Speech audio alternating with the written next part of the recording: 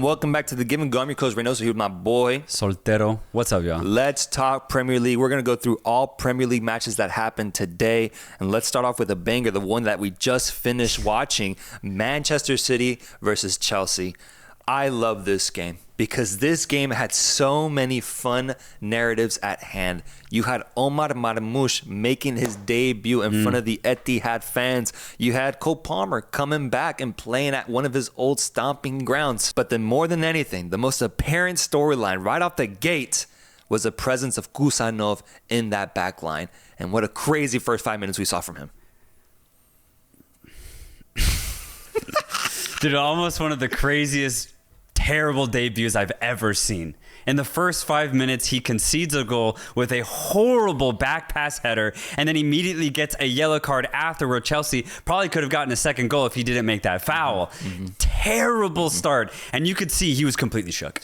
Completely shook. He didn't know where he was. No. He went unconscious for the first 5 minutes. He started to question who he even was as a man. It was ridiculous. But what I will say, lucky for him, the Chelsea center backs aren't that much better. They're not that much better, bro. And ultimately, that's what ended up happening in this game. City took advantage of a terrible defense from Chelsea. They were the better team, but what a game in general, man, because it was just end-to-end football. So entertaining. How do you say shook in Uzbek? That's what Kusanov was, man. I could not believe what was happening, but credit to him. He became a little bit more composed throughout the rest of the game, subbed off around the 52nd minute. There's a player there. There is, but he's just 20 years old.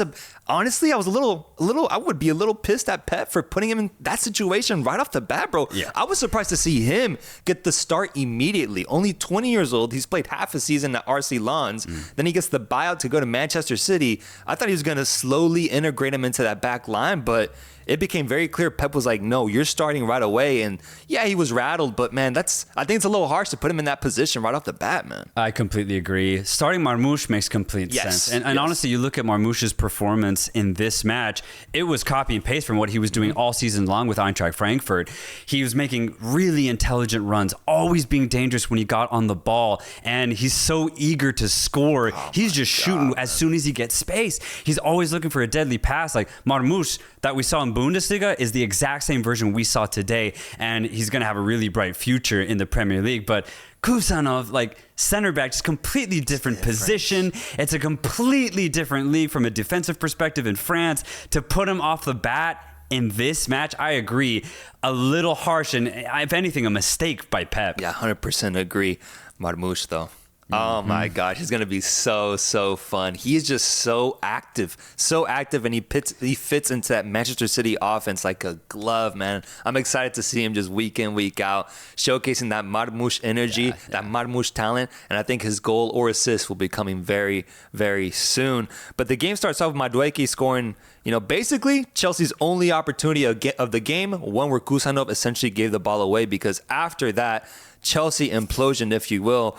Gvardiol gets on the board to make it 1-1, and then Haaland ends up putting Manchester City up 2-1 in the second half, with Phil Foden putting off the finishing touches. 3-1 victory here for Manchester City in a game where Chelsea just did not seem alive offensively. No, I want to keep Manchester City here because this honestly was one of the better performances I've seen from them, but with the caveat that this Chelsea team was lifeless, especially in the second half. But for me, man of the match, Joško Gvardiol. My goodness, what a performance. He was doing everything. He was the best defender on the pitch, and he was the best attacker on the pitch. In the first half, he had 3 really big opportunities, finally putting that third one away to get City back in the match, but he was absolutely everywhere. And every time he touched the ball, he was just oozing class. A brilliant performance from Gvardiol. And for Chelsea, man, this defense kills me. This defense kills me. I've been so critical of them all season long, and look no further than this game to see why. For me, the center backs, especially Colwill and even Chalobah in that third goal, they're ball watchers, man. They're ball watchers. They don't act proactively against their opponents. They're just focused on where the ball is. But of course, this is football. You have 4 players running around the ball, and they're never wary of that.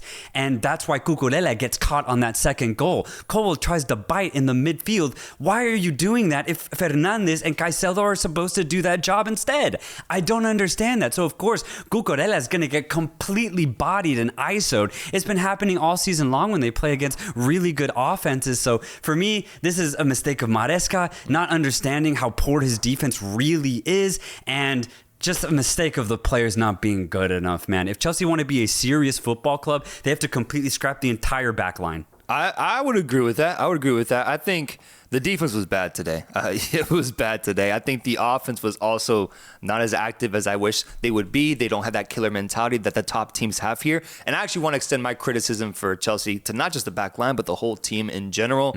I have been saying it every time that we see Chelsea play. I thought it was coming at one point with the form that they had picked up, but that form has completely gone behind the shed and been shot, bro, because what they become now is a team that can't defeat a top side, bro. I've been asking for it all season. What's the best team out there that Chelsea can defeat? And I think the answer is very clear, bro. They can't beat Manchester City. They haven't been able to beat Arsenal. They couldn't beat Liverpool. They couldn't beat Nottingham Forest. The only signature team that they've beaten that's above them is Newcastle. And that's where they're at right now, bro. And that was 2 months ago when they did that, bro. I think as a whole, this team really doesn't have it yet to be able to enter that upper echelon of Premier League football. And it's disappointing because I do think the talent is there, but they go ghost, man. Even those 2 midfielders, Enzo and Moises Caicedo, where were they at this whole game, bro? And up front, they're trying out all different type of winger combinations. And once again, I just don't see that instinct that I've seen in other top teams. The fact that they're even shopping Garnacho right now is insane to me, bro. Insane. Because that doesn't seem like a solution. It seems like more problems to add to this team. So I left this game even more pissed at Chelsea than I've been before, man, because I'm so disappointed in how they looked at one point this season and what's happened since that moment. They don't look like a top team in England right now, and it's a damn shame, bro, with how much they've spent. And then even Nico Jackson, he had an opportunity to make it 2-0. 2-0, which would have been massive against an already unconfident Manchester City side. And instead of shooting the ball, he tries to just hold it and lay it off. You're a striker. Your number one job is to shoot the ball. You have an open net. I understand the pass is a little long, but you're a professional striker in the Premier League. Take the shots.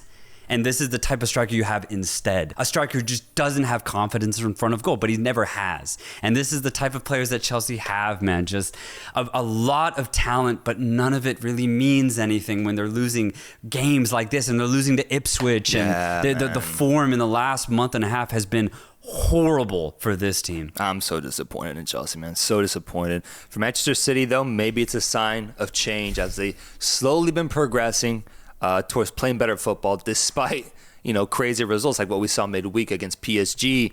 It's going to be back and forth for them, but when they do play like this, they look like the Manchester City of old. It's just about maintaining that consistency that I don't have that full trust in. Yeah. They can play great in these matches, but I think against a better opponent, a team that isn't like Chelsea right now, I think they still continue to struggle. Yeah, I need to see a lot more from Manchester City. I mean, there's some really good goals today. Haaland bodying on that third goal to set up Phil Foden was brilliant, but it was also really bad defending. So I need to see, for example, City play against Bruges, who actually know how to defend and are actually very organized and disciplined as a unit, unlike this Chelsea side. But I will say there is some positives here for City. This was a good result. There was a lot of passion in this game, and they came out on top by a fair margin.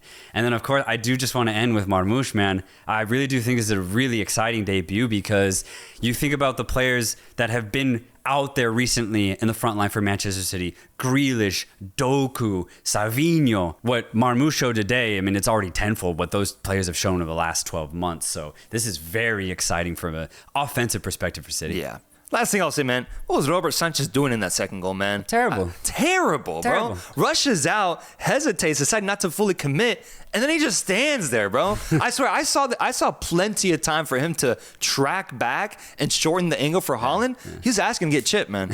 Asking to get chipped. I could not believe that decision.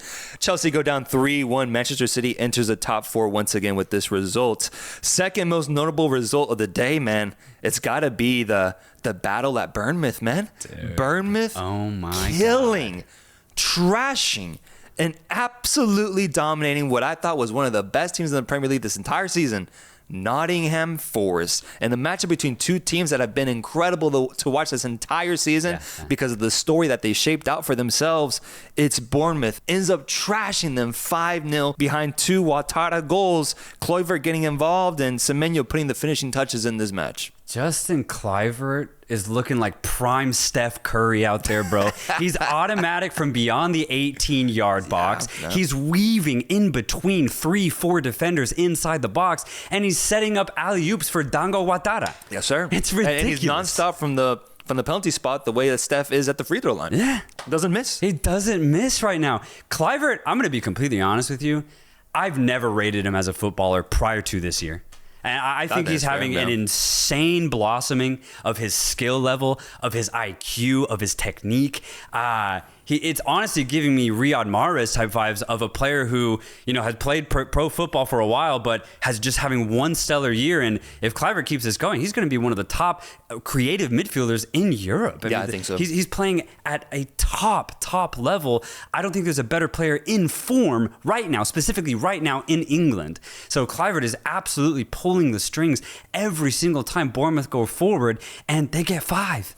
They get 5 against one of the best defenses in England. What a performance from the Cherries, from Bournemouth. My goodness, bro. This is a huge statement. 2 heavyweights going at it and one clear victor here. Yeah, and to continue on with the dunk metaphors, Ouattara dunked on Murillo, man. Oh. He dunked on him. He posterized him. Oh, posterized him. His hops were crazy on that goal. And I want to make a correction here before Nottingham Forest fans come at me. He got a hat trick in this game, not a brace. He did. Hat trick. That is ridiculous, man. What a performance from him specifically. But Kluivert, you're right. 11 goals, 4 assists this season. He's balling. I mentioned it before. I did not see this at Valencia, nor in his first season with Bournemouth. The way that he has completely risen to the occasion has been incredible. And Iraola, I think, has just completely managed this team to perfection. Like, I think we're seeing the best version of Bournemouth possible right now, to the point where I looked and I wanted to research what was the best season that they've ever had in their history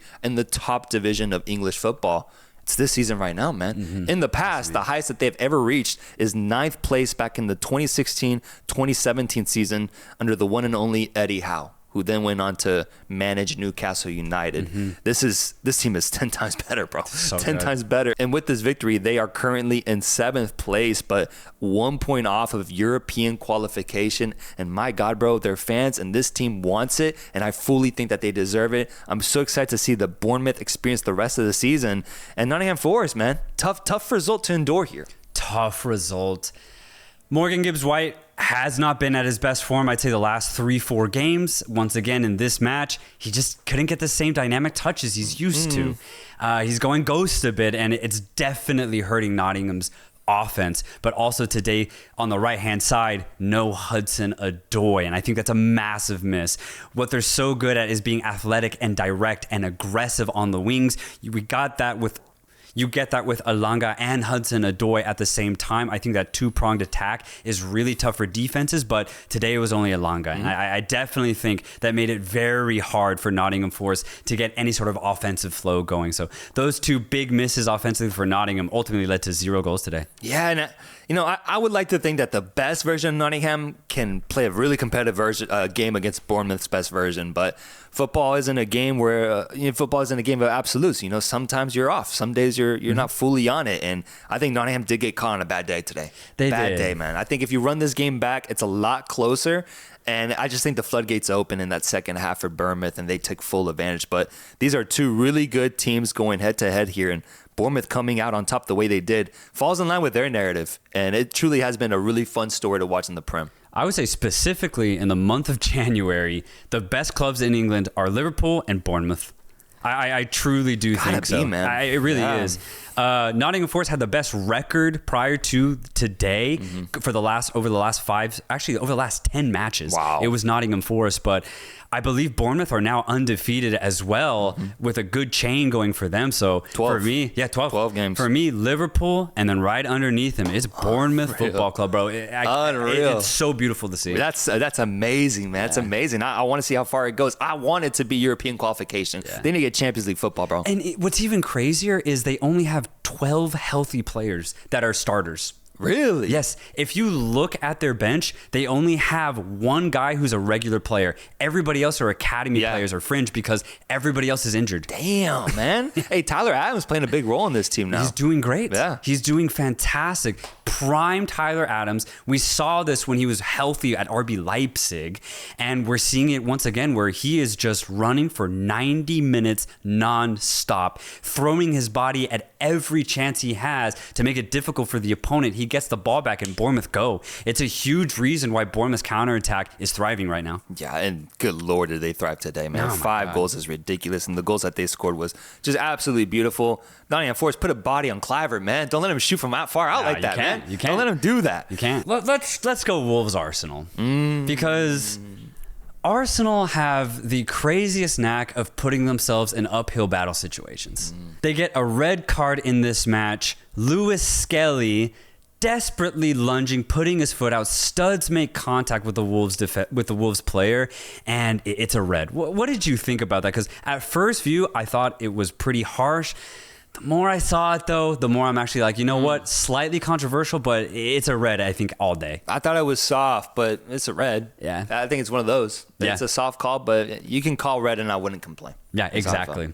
But the crazy part about that is prior to that, Arsenal were dominating, but they couldn't get a single goal to manage the match, man. And that's just been Arsenal so many times this season. Obviously, there's no Martin Odegaard. He's out. Mikel Merino's also out. Kai Havertz had 2 big chances before that red card to give Arsenal a lead, but he couldn't convert. It's just the same story for Arsenal, man, where it's just sticky situations. Games get close when they really shouldn't be because they were dominating this match. They ultimately end up winning, but my God, man, it was really close. Mateus Cunha had a couple chances in the second half that he could have gotten Wolves off to a nice, that he could have gotten Wolves with a nice goal, but yes, Arsenal win, but I'm not happy with it. I don't think an Arsenal fan would be because of the way it happened. It was dreadful. It really was. It ended up taking Wolves getting a red card in this game for Arsenal to get back into this match offensively. Ricardo Calafiori getting on the board with a really nice slotted finish into that bottom right corner. Arsenal takes the lead, but I mean, kind of the same criticism you give to Arsenal, I give to Wolves, man. They were up a man for a half portion of this game. Couldn't do much with that. Some opportunities were generated, but the finishing was woeful in this game from all those players involved. And then once they went down to man themselves, I mean, it was Arsenal's prime opportunity to get back into this game. Wolves almost pulled off a point here. And that's what frustrates me because for as frustrating as Arsenal is, Wolves is in a really important situation right now, fighting relegation. This was their chance to build a gap. If they get 3 points here, great. But even 1 point against the second best team in the Prem, standings-wise, would have been incredible. And they shot themselves in their own foot with Joao Gomez getting sent off in this game, complicating his team even more. And they end up getting 0 points out of this match. I think for as woeful as it was for Arsenal, it was equally as woeful for Wolves, man. Wolves have no discipline. And you could really see with Vitor Pereira, when Joao Gomez got that red card, Pereira is just like, I hate my life right now. Because it just, the discipline is so bad for Wolves, and it's why they lose half of their matches is just focus. They lose focus over the course of 90 minutes. I don't know, maybe it's a TikTok thing. I don't know, maybe the players are addicted to TikTok and they just can't focus for 90 minutes, bro. Because Wolves should not be in these positions, bro. They should be getting way more points than they are getting right now. But I will say for Wolves, their schedule has been brutal, man. Nottingham Forest, Newcastle, Chelsea, and then now Arsenal, all back to back to back to back. Jesus Christ. Good Lord. Is Arsenal still in the title race? That's the question here. They got 3 points. Yes, but I still just think no matter what, Liverpool is running away with this. So sure, they're in the title race, but you know they're playing against a 5-time gold medal Olympian, basically. So there's no chance here. Yeah. This result actually ends up being incredibly important for Ipswich, who maintains themselves in the relegation battle and has an opponent above them that they can jump over if they get the proper results in. Because if Wolves got points here, I think it would have made things even tougher for Ipswich. They don't. And on the other hand, Ipswich ends up losing 4-1 to Liverpool. I also think they're in the midst of a pretty tough run right now, too. They got trashed by Manchester City just a week ago. Yeah. And now they get faced off with Liverpool in a game where they never had a chance of winning this one, with Liverpool hosting the game at Anfield. You got Szoboszlai getting on the board here. Salah getting another goal every game. Salah's getting involved one way or another. Gakpo with the brace here, as well as providing the assist for Salah's goal, I believe. So he ends up being the player of the match. A 90th minute goal from Ipswich makes it 4-1, and Liverpool just completely dominates this side at home, while Ipswich falls to the best team in the league, but remains with hope because of the Wolves result. Yeah, it's been a brutal 3 games for Ipswich. They've conceded 12 goals, and they've only scored 1, I believe. So, and we've seen I feel like I've seen all 3, man. This is the most Ipswich I've seen, man. Yeah, it's just a bad run. We need to see Ipswich play against Everton. Yeah. We need to see Ipswich play against Wolves. We need to see Ipswich play against Manchester United. That'd be great. That's what we need to see. They got Southampton next. Okay, that's going to be a banger. Finally, man. Finally, I get a game at home too. That's going to be dope. Next up, we got Newcastle going off against Southampton, who went up 1-0 in this game, but then saw Newcastle United climb their way back into this match with an Isak brace in the first half, and then a third goal from Tonali, the one and only Sandro Tonali, to continue Newcastle's really good form. Yeah, once Isak drew that penalty and it was converted, yes, it was tied, but I considered the game done. Southampton, once they concede, they just can't help themselves. It's very tough for Southampton. No Dibley, by the way. He's injured. Damn. It's tough. But yeah, Southampton are fighting for their lives. I cannot criticize their work rate. They try, bro. They try as hard as they can. But the reality is even a Newcastle who wasn't particularly on it today is 3-1 better than you. Yeah. So it just wasn't much here. Good win for Newcastle. Good fight for Southampton. Now they really got a big game against Ipswich coming up. I want to talk about Isak, man. He's 17 goals, 5 assists in 21 matches. He had a great year last year as well. And I rate him as one of the best strikers in the world, just straight off of talent. I think he is getting really, really close to like the top 3. Right now, I think he's like a top 7 striker in the world. Like that. He is incredible at the moment. But I'm hearing talks about, Arsenal wanting him, about teams like Chelsea wanting to be involved here. And it's interesting because he's at Newcastle United, currently in 5th place right now. Is he in a situation where he should look to go elsewhere to, continue building his career? Or should he stay at Newcastle and hope to compete with this squad, a team that has shown, a club that has shown to have funds to support this new era that is coming through for him, but at the same time, just hasn't been in the hunt for a trophy in recent memory? What would you do if you're Alexander Isak? Because he's going off, man. And I think it's decision time for a very important player in world football. I'm leaving. Damn. I'm getting out of Newcastle, bro. I'm saying thank you very much, though. It's going to be a nice departure. You're dapping people up. Yeah, I'm going to be like, love you guys. We had a hell of a run. But I'm going to go win some silverware, boys. Yeah. Because I just don't see Newcastle doing anything. I really don't. They have a really great team, but I'd say over the last 2 seasons, and I know it's been tough with the Tonali ban and everything, I just think they haven't done enough in the transfer window. And unless specifically this upcoming summer, they show signs of splurging and actually building a team that can go all the way, 38 games against teams like Liverpool, maybe I'd consider staying. But I mean, the track record Newcastle have shown, I'm definitely leaving. But what if they end up getting Champions League football, though, this year? And the option becomes go there or go to Arsenal, who hasn't won anything in 3 years. Where do you go? I'm definitely going to Arsenal, man. Definitely. To play with Saka? Hell yeah. He would be great. To play with Odegaard? To get fed by Odegaard? Please. He would feed you good. Yes, please, man. Yeah. So I think the choice is easy if you're Isak, unless you have a one-on-one meeting with the president of Newcastle, the owner of Newcastle, and he tells you, we're buying 6 players in the summer. Yeah, you do need that. Yeah, I would need that. Because, they went off in the transfer market a few years ago, but they haven't done much since. Bro. That was a great window that they had, because it was in that window that they got Isak, Tonali, Anthony Gordon too. It was like a short period of time that that all happened. Right. I just feel like they've tried to stick it out with that core now, but they do need to improve upon that. So they get the 3-1 victory here. They're in 5th place right now. I guess he's going to Bournemouth then with your ideology. Honestly, that's an even better situation too, because the way Bournemouth are playing, they're unbeatable right now. Yes, sir. Everton ends up being the last team here getting a victory for today's Premier League matches, defeating Brighton at home. Crazy. But Everton gets a massive 3 points to essentially push them out of the relegation zone, in my opinion, because they still have a game in hand compared to Wolves, compared to Ipswich at this moment. And they're now 7 points clear. Everton with a really important result here as they defeat a Brighton side that, we've been watching recently, but in a way knew this was coming. Yeah, absolutely. This is the first back-to-back win for Everton all season long. Wow. Yeah, the David Moyes effect is fully on. It's real. It's real. But yeah, I mean, this game was weird. It ultimately was a penalty, right? And it gets rolled in 1-0. Mm-hmm. A weird penalty too. It was a handball. Fair call. I'm fine with it. But that's it. That's all Everton showed offensively was that moment.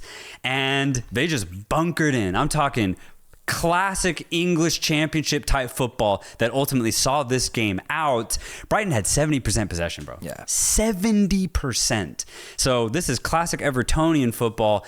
But unfortunately, if you're Brighton, this is also your classic football, man, where you have a lot of the ball, but you just can't generate nothing, man. You can't generate nothing, especially against teams that bunker in. So, yeah, I think this is the right result. But, yeah, I mean, Everton still have a lot of work to do, and this is Brighton. They're a mid-table team. Yeah, I mean, their offense, for as much possession as they had, they kind of went ghost, man. Mitoma disappointed me in this game. Wasn't able to really crack that defense and penetrate and create danger the way that he usually does. So for me, I'm going to focus on Everton. Getting an away win like this is super, super important. Yeah. And it's a big result in regards to the table. But I'd like to know, Evertonian fans, thoughts on Beto. What are y'all thoughts on Beto? Let me know what you think about Beto. Because they bunkered in, but they offered no counterattacking whatsoever because they were just throwing balls up to Beto. But I was watching him play. I'm like, what do y'all think about him? I'm so curious. I remember they got him a couple of windows ago.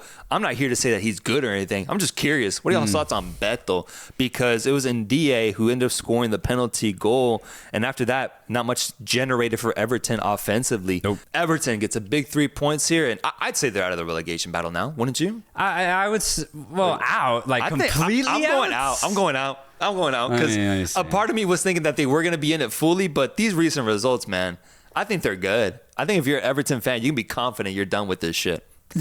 Whoa, bro! They still have to play Bournemouth, Villa, Newcastle. Like, oh yeah, they're gonna lose those. They're gonna games. go. They're gonna struggle.